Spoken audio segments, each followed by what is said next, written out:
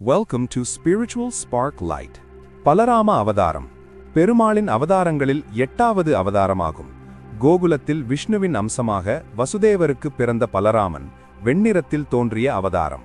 ராமாவதாரத்தில் தம்பியாக இருந்த லக்ஷ்மணனை தனக்கு அண்ணனாக விஷ்ணு ஏற்றார். இந்த பலராம அவதாரம் பற்றிய சுவாரஸ்யமான வரலாறைத்தான் இந்த வீடியோவில் பார்க்க போகிறோம். இந்த வீடியோ ரொம்ப இன்ட்ரெஸ்டிங்கா இருக்க போகுது. ஸ்கிப் பண்ணாம ஃபுல் வீடியோ பாருங்க. வாங்க வீடியோக்குள்ள போலாம். சூரசேனன் மதுராவை ஆண்டு வந்தான்.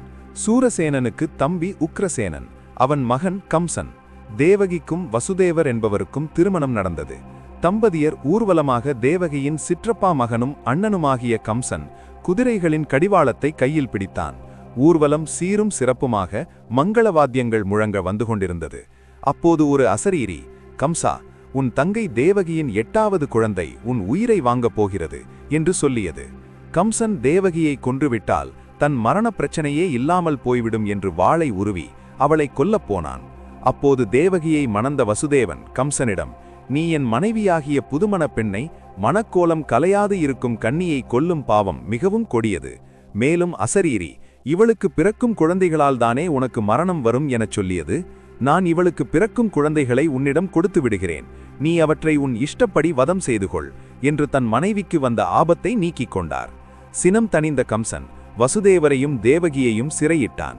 அவர்களுடன் தன் தந்தை உக்ரசேனனையும் சிறையில் அடைத்து ராஜ்யத்தையும் தான் ஏற்று தேவகிக்கு பிறந்த 6 குழந்தைகளையும் கொன்றான். 7வது சிசுவை தேவகி கருத்தரித்தாள். அந்த கருவில் ஆதிசேஷனே உருவானான். அச்சமயம் மகாவிஷ்ணு தனது யோகமாயை தேவியை வரவழைத்து, தேவி, வசுதேவருக்கு ரோகிணி என்ற வேறொரு மனைவி உண்டு. தேவகியின் வயிற்றில் ஆதிசேஷன் கருக்கொண்டிருக்கிறான். நீ அந்த குழந்தையை ரோகிணியின் கர்ப்பத்திற்கு மாற்றிவிடு. அத்துடன் நீ நந்தகோபன் மனைவி யசோதையிடம் பெண்ணாக பிறக்க வேண்டும். நான் தேவகியின் வயிற்றில் திரு அவதாரம் செய்யப் போகிறேன். ஈஸ்வரியாக காளி, வைஷ்ணவி என்று பின்னர் மக்கள் உன்னை வழிபடுவார்கள் என்றார். பரந்தாமன் கட்டளைப்படி மாயாதேவி தேவகியின் கர்ப்பத்திலிருந்து குழந்தையை ரோகிணி கர்ப்பத்திற்கு மாற்றினாள். தேவகியின் கர்ப்பம் அவள் சிறையில் வாடும் வேதனையிலும் கம்சன் தரும் தொல்லைகளாலும் சிதைந்து போயிற்று என அனைவரும் கம்சனை ஏசினார்கள்.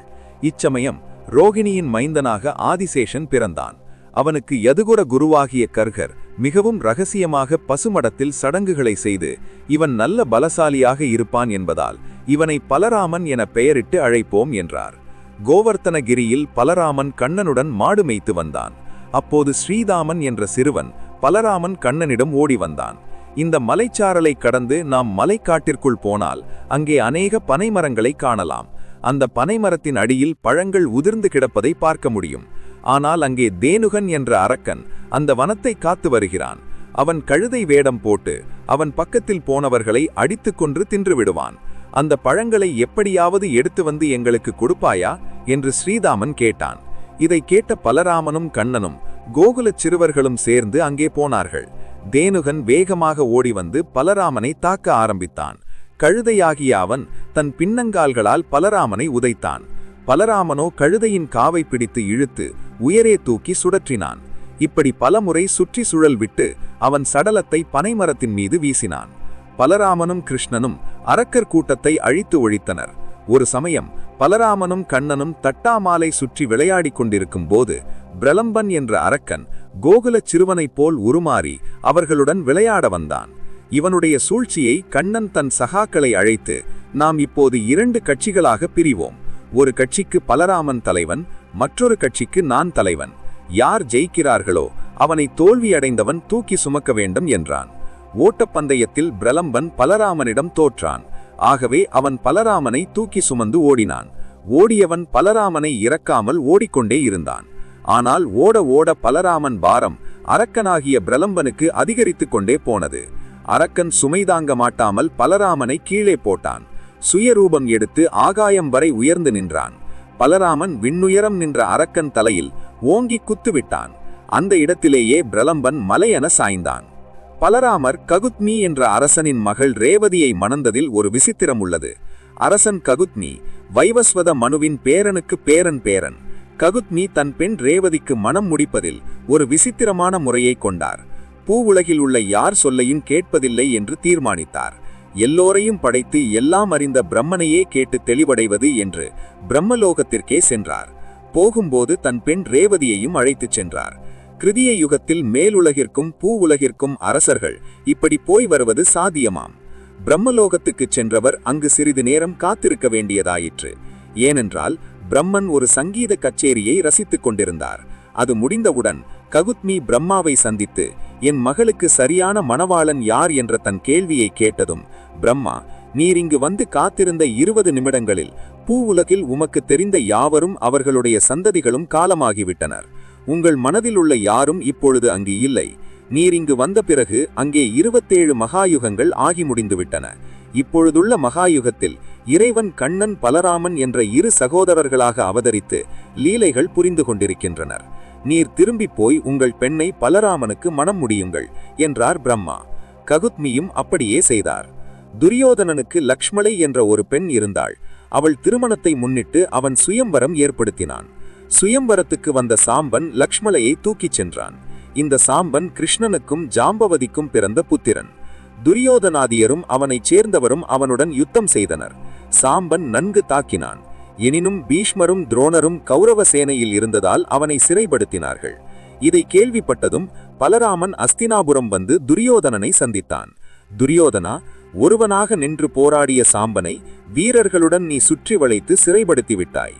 இது என்ன நியாயம்? உனக்கு நாங்கள் உறவினர் என்பது மறந்து போய்விட்டதா? சாம்பனை விடுவித்து அவனுக்கு லக்ஷ்மலையை விவாகம் செய்து கொடு என்று பலராமன் சொன்னான். அவன் சொன்னதை கொஞ்சமும் காதில் வாங்கிக் கொள்ளாமல் துரியோதனன் பலராமனையும் அவன் குலத்தையும் இழிவாக பேசினான்.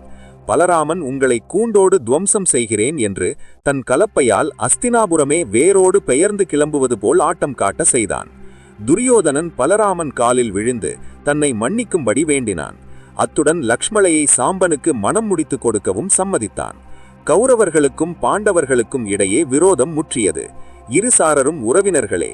ஆக அவர்கள் தம்மை போருக்கு உதவ கேட்கும் போது தாம் யாருக்கு உதவ வேண்டும் என்ற தர்ம சங்கடமான சூழ்நிலையை எண்ணி பலராமன் தீர்த்த யாத்திரைக்கு கிளம்பினான். பலராமன் தீர்த்த யாத்திரை முடித்து குருக்ஷேத்திர யுத்தம் முடிவடையும் நேரம் அங்கே பலராமன் வந்தான். பீமனுக்கும் துரியோதனனுக்கும் இடையே கடும் போர் நடைபெற்று கொண்டிருந்தது. துரியோதனன் தொடையில் பீமன் கதை கொண்டு ஓங்கி அறைத்தான். உடனே பலராமன், பீமா, கதை கொண்டு பகைவனை அவனது தொடையில் தாக்குவது எந்த யுத்த தர்மத்தைச் சேர்ந்தது? இந்த அநியாயத்தை என்னால் தாங்க முடியாது என்று பலராமன் பீமனை தாக்க கலப்பையை கையில் எடுத்தான். கண்ணன், அண்ணா, நீங்கள் தீர்த்த யாத்திரை போகும் முன் இங்கு நடந்த நிகழ்ச்சிகளை நீங்கள் தெரிந்து கொண்டிருக்க முடியாது. துரியோதனன் ஆரம்பம் முதல் இன்று வரை தர்மத்திற்கு விரோதமாகவே நடந்திருக்கிறான். திரௌபதியை அரசவைக்கு நடுவே இழுத்து வரச் செய்து அவள் சேலையை அவிழ்த்து அவமானப்படுத்தினான். அன்றைய தினம் தொடையிலே கை போட்டு துரியோதனன் பேசியதால் அவனை அதே தொடையில் அடித்து அது முறிய அவன் மாளச்சை பீமன் சாபம் கொடுத்தாள். அந்த சாபத்திற்கு ஏற்ப இந்த மரணத்தை துரியன் ஏற்றான். ஆகவே நீங்கள் இதில் தலையிட வேண்டாம் என்றான் கண்ணன். பலராமனும் சாந்தமானான். பெருமாளுக்கு பார்க்கடலிலே படுக்கையாகவும், நடந்தால் குடையாகவும், இருந்தால் ஆசனமாகவும், நின்றால் பாதுகையாகவும் விளங்கும் அனந்தாழ்வார் திரேதாயுகத்திலே ராமாவதாரத்தின் போது லக்ஷ்மணனாக அவதரித்து ராமருக்கு சேவை செய்தார். துவாபர யுகத்திலே அவரே பலராமராக அவதரித்தார். மேலும் இது போன்ற சுவாரஸ்யமான வீடியோக்களுக்கு வீடியோவை லைக் பண்ணுங்க, ஷேர் பண்ணுங்க மற்றும் சுவாரஸ்யமான வீடியோக்களுக்கு சப்ஸ்கிரைப் பண்ணுங்க.